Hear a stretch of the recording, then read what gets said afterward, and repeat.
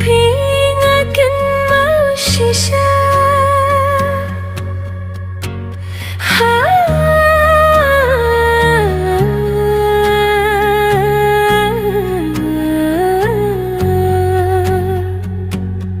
Hadu minta kijingkan mau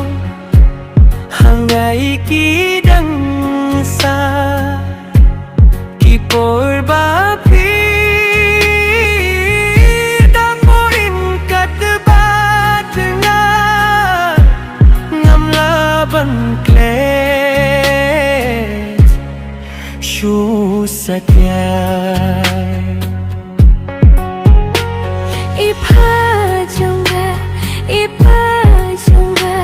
ya pingakan mau shisha Watla dapi dong siya Jangai nangaminta Kajingit kam Jasatya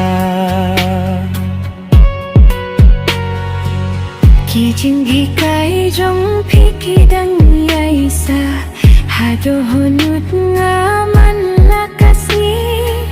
Kasur jong pingadang yosnya Kumba pigun hajan jong ahi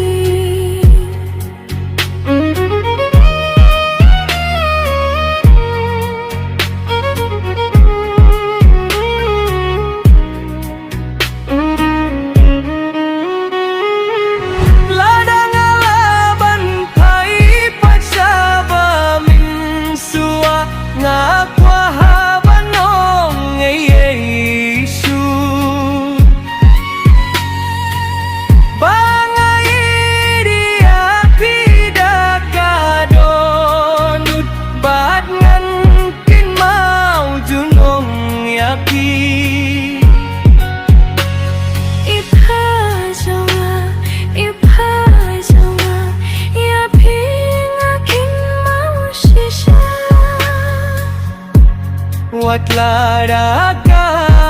por kayait no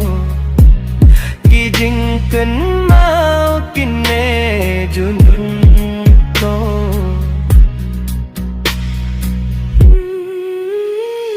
Ipa jonga ya pinga mesisha